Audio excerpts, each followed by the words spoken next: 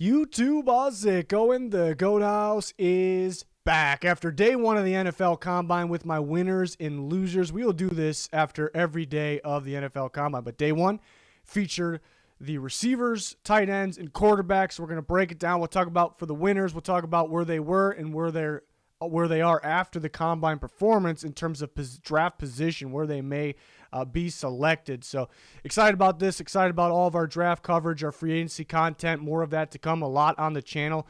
We got you covered fully for the offseason, so join us, like, subscribe, turn notifications on. Twitter has live updates about the Combine, live updates about free agency rumors, trades, all of that. So definitely a must follow. Link down below, pin in the comment section for that. Anything else you need, here's our Twitter.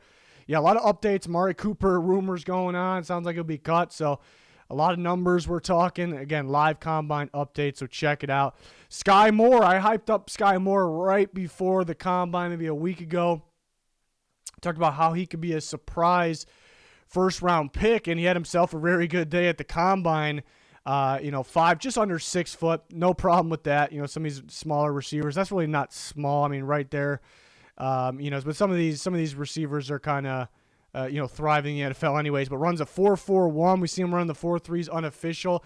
And I would have been fine with, if Skye Moore ran like 4.51, I mean, that's still fast. People forget that's still fast. I would have been fine with that. The reason you like him on tape is because, he gets open and he catches the ball very well. He's got some good production, but specifics, got very good footwork, gets that separation, dominates equally from inside, in the slot position and the outside, which those types of guys are just so easy plug and play in today's NFL.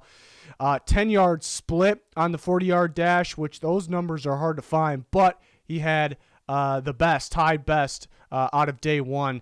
That shows quickness and, burst out of the stance as well, in the game off the line, I should say.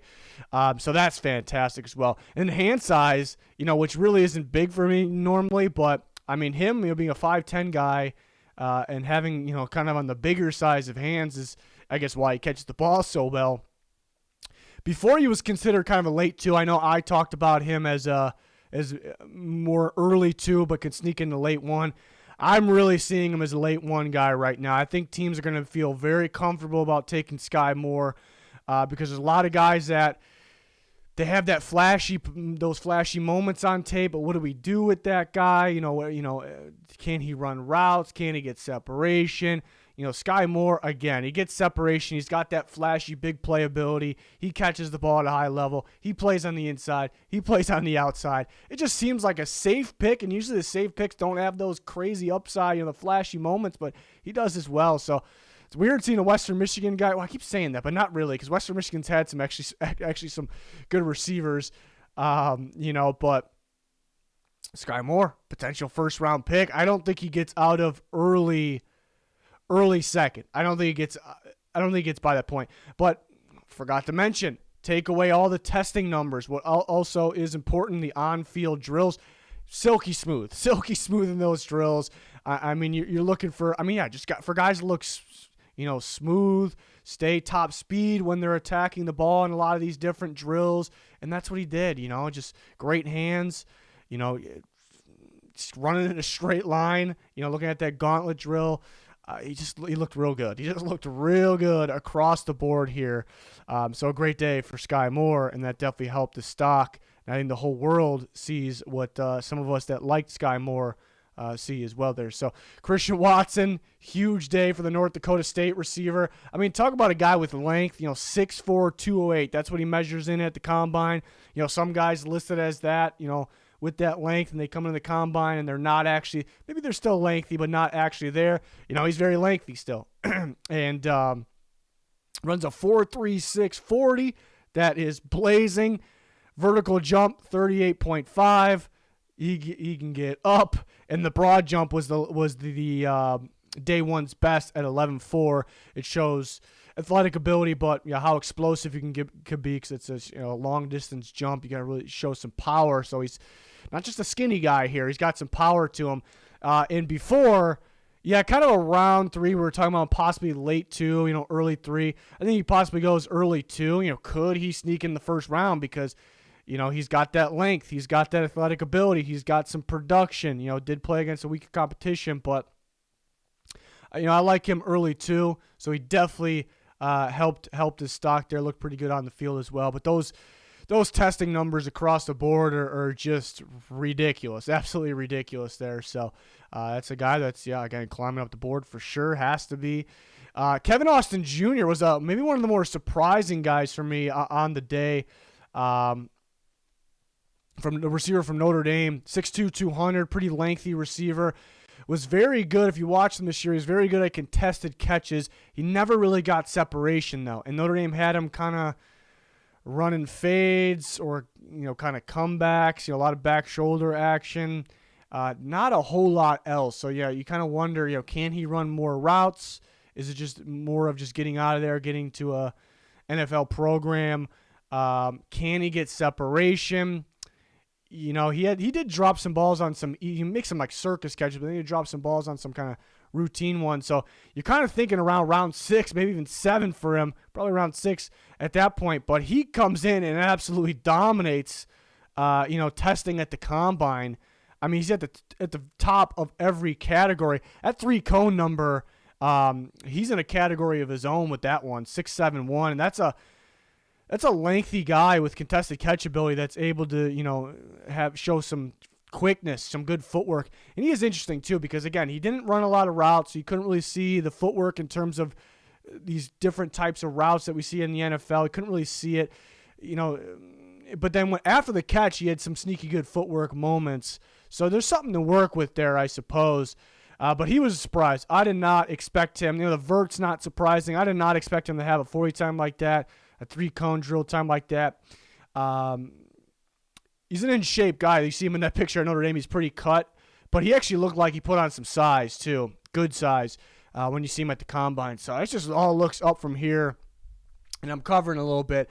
I think he kind of can boost up to round 4. I heard he could even maybe sneak into round 3, which is pretty impressive. You got to be confident about his ability to gain separation because he didn't really do that at Notre Dame. But the testing is, and he looked pretty good in the drills too, just unbelievable. Every single testing, drill, freak athlete. I mean, top tier athlete here. So Notre Dame receivers seem to test very well for some reason here. I mean, they're talented, but. That was one it's a big boost for him. A little bit of a surprise.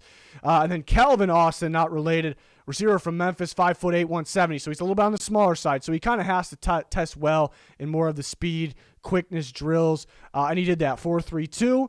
And the shuttle was 4.07, which was the day one's best, which is a fantastic number there. That's freaky. Shuttle, I think, anything 4.2 or better, you're starting to get a little freaky there. So that's freaky. And then the broad jump was a little bit of a surprise, showing he's got some power there at 11.3.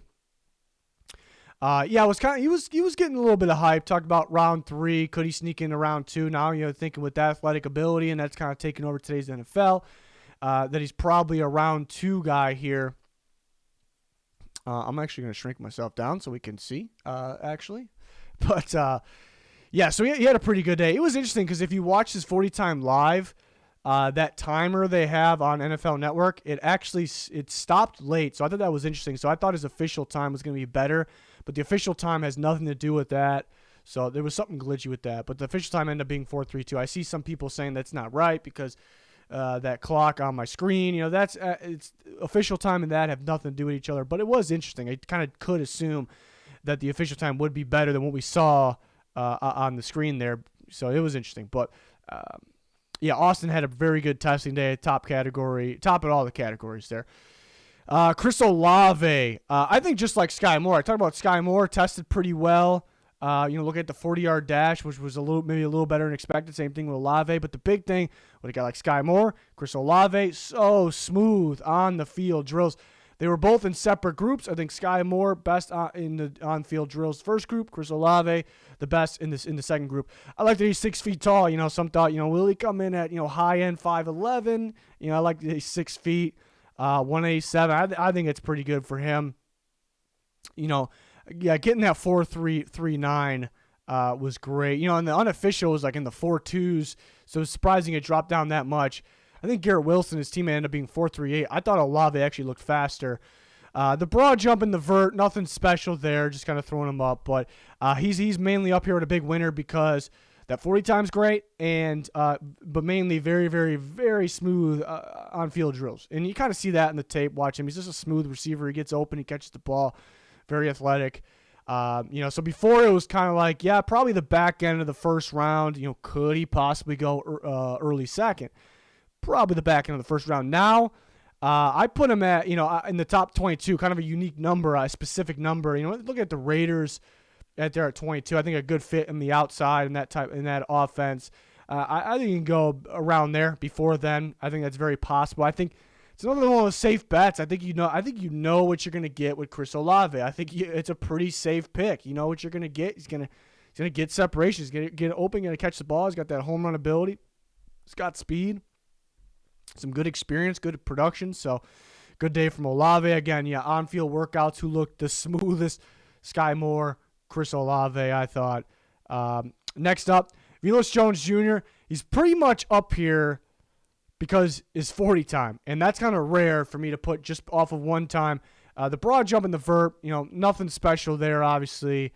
Maybe you wish it a little bit better, but why would you put a guy up here for his 40 time? Because it's just one thing, and it is rare. But if you watch Willis Jones Jr. from Tennessee, he's kind of a guy where he looks very athletic on the field, but you just get him the ball and let him go to work after the catch. Everyone looking for those types of guys. Everyone looking for the Deebo Samuel. Is he Deebo Samuel? Probably not, but you just give him the ball in any way. He's pretty damn tough after the catch.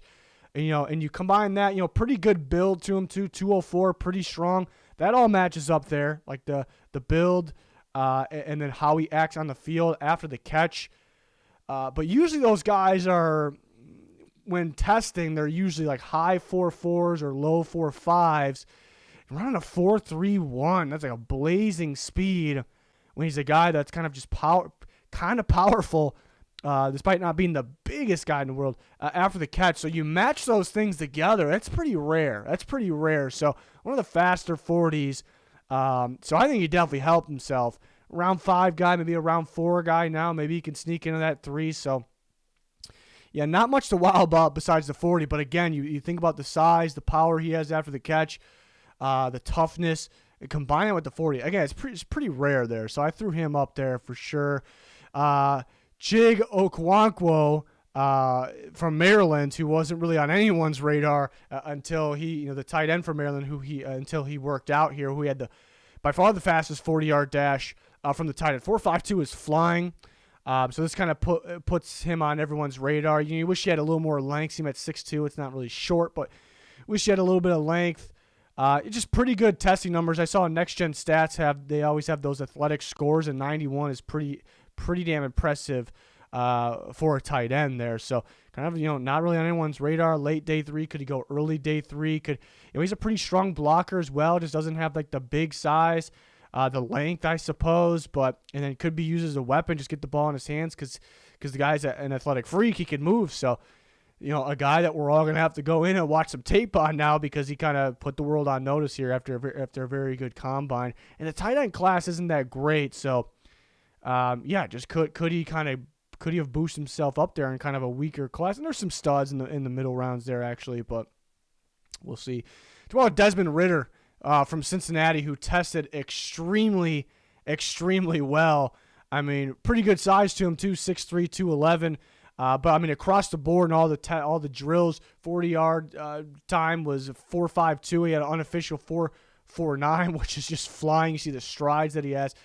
Broad jump 10.7, vert 36. I mean, these are killing other quarterbacks too. He's killing the other quarterbacks with these numbers. Absolutely. So, you see the athleticism, the athletic quarterbacks in today's NFL are starting to kind of take over, but they have to be able to have the size and the arm talent, and you think Desmond Ritter does. He's some things to work on, but he's got it as well. So, he wasn't outstanding in throwing the ball in the drills. He wasn't bad. But, those numbers, just killing the other quarterbacks and showing the teams that this is, I'm a guy you want to work with. Before, a pretty specific number, top 34. That's the Lions' first pick in the second round, the Lions' second-round pick. I didn't think he'd get by that point before. Now I'm really boosting him up. I think there's a shot he could be the first quarterback taken. In a weaker class, do you just go with the guy? that has this freaky athletic talent, upside, and some experience, I could see a team, having him at the top. So I look at that Steelers pick at 20. Does he get by that point? I think he, may not, the limit, the Titans at 26. I think there's a chance he could be the first quarterback taken. I really do. I don't know if I really agree with it because he does have some things to work on. Throwing. He does have arm talent. I think he needs specific schemes, but he definitely helped himself. I mean, the athletic numbers, testing numbers are pretty ridiculous. Again, guys, coaches, teams want to work with these types of guys. So, I mean, across the board, helped himself here. Definitely want to talk about a list of other guys. Malik Willis, we didn't see him test, but throwing the ball, I mean, he looked great throwing the ball. It's just effortless.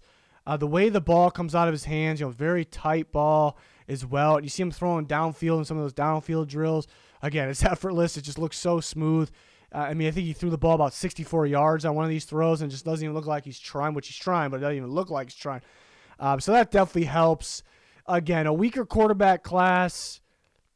Teams might be thinking we might as well go with the guy that just got the freaky traits, all the upside. We might as well, So that's why I'm looking at with a guy like Malik Willis. I think he should be the first quarterback taken. Sam Howell looked solid throwing the ball. He looked pretty smooth. We didn't really see him test, much. Garrett Wilson, pretty impressive, 40 at 4.38. Honestly, there's people talking about like 4.55. I don't know what people were talking, like expecting him to run that. I don't know if those people were trying to kind of get it hyped up when he does run a good 40, because I see more low 4.4s on tape, so this kind of made sense, but it's still a pretty impressive 40-yard dash. Tyquan Thornton from Baylor ran a 4.28, which we thought he broke the record at one point, the 4.21, but he ran a 4.28, which is still blazing. The guy can move, so that's a guy that kind of put us on notice. Let's go watch this guy a little bit.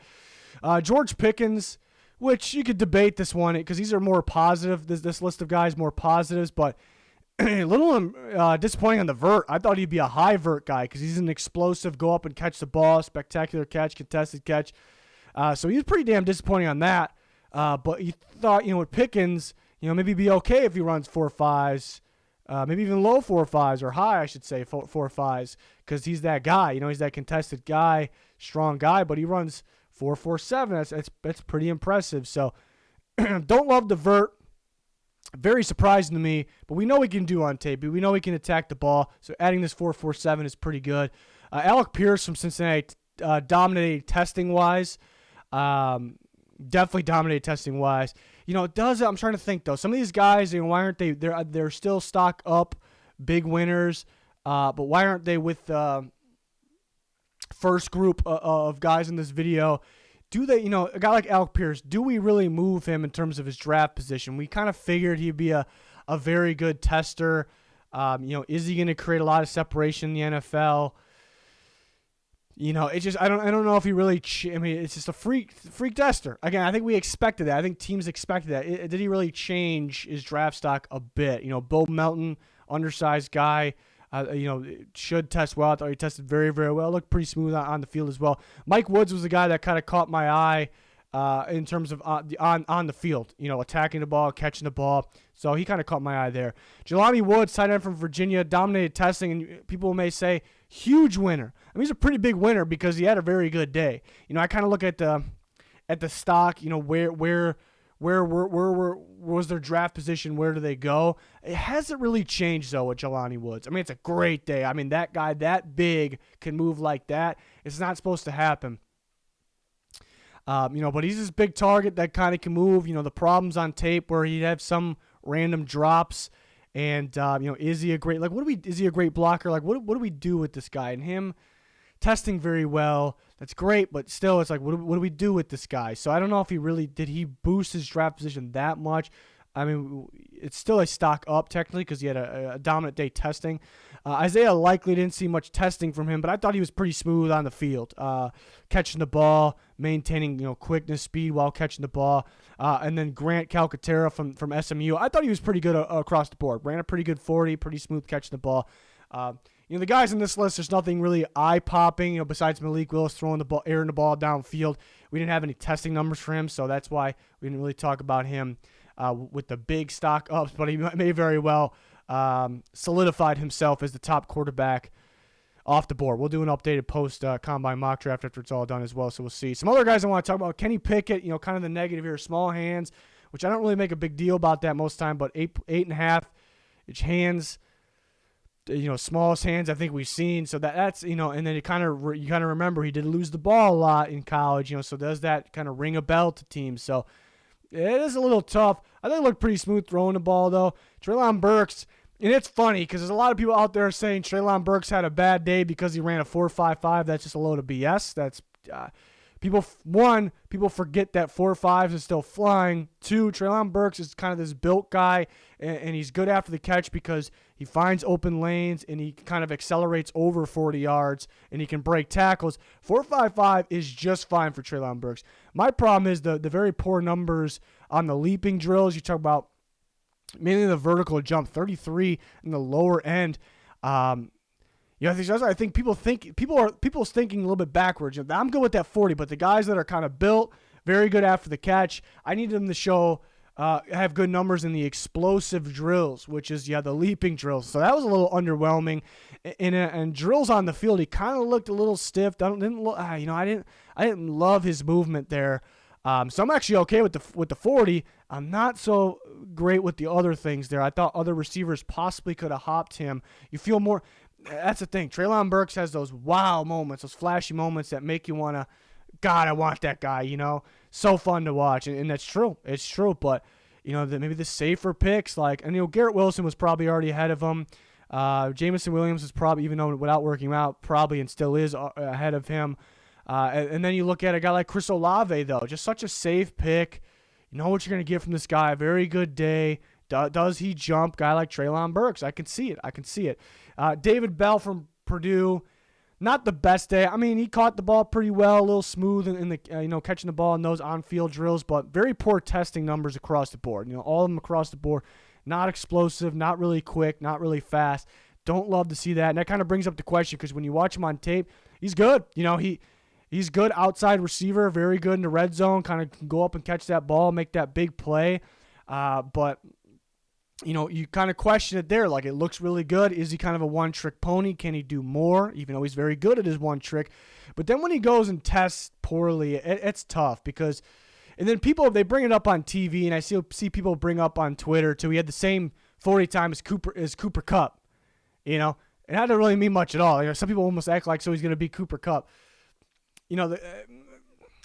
Totally different type of receivers. Cooper Kupp, more of a slot receiver, crazy good footwork. The biggest thing is kind of the unknown with not only David Bell, with a lot of these other receivers, is the knowledge. Cooper Kupp wins. We saw him this year. He wins with his knowledge. He pre-snap and then during the play, he understands what the defense is doing. He understands coverages, puts himself in a position to win. So that's the question. I guess maybe the interview process, which we really don't really know. I think they test these guys, their knowledge. So, if Bell is good in that category, that'll help him. But it almost looks like, he's kind of a one-trick pony on the outside. So that's tough. That's tough there. He needed a better testing day. I think, we talked about him in the second round before. I think teams just rather go with the safer picks, the shifty guys, the guys that get separation. Have the versatility to play inside, which Bell could have. It's a little bit of a mystery. So could he get back end 3 or early 4 even? I think that's very, very possible. And then Trey Turner, not as big of a name as the other guys, but it felt like he was at Virginia Tech for some time. Kind of a big, contested catch guy, kind of make a wild play here and there. But he tested very, very poorly across the board. I didn't like him in the workouts as well. So that was a pretty poor day, which you hate to see.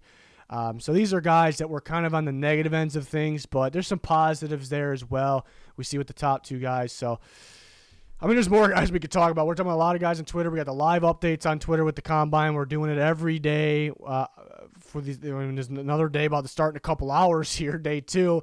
And then we'll have a video again as well. I can't wait for the post-Combine mock draft because there's already some movement, in my head. And you hear about the interview process and all those things. It plays a big part. So, really excited about that. So let me know your guys' thoughts. We're always talking with you on Twitter. So check us out there at NFL. There's a link down below. Pin in the comments for that and more other important things. Like, subscribe, turn notifications on. Full off-season content. Draft, free agency, trades, everything. We got you. So join us. Be much, much appreciated. Thanks for watching this video. Goodbye.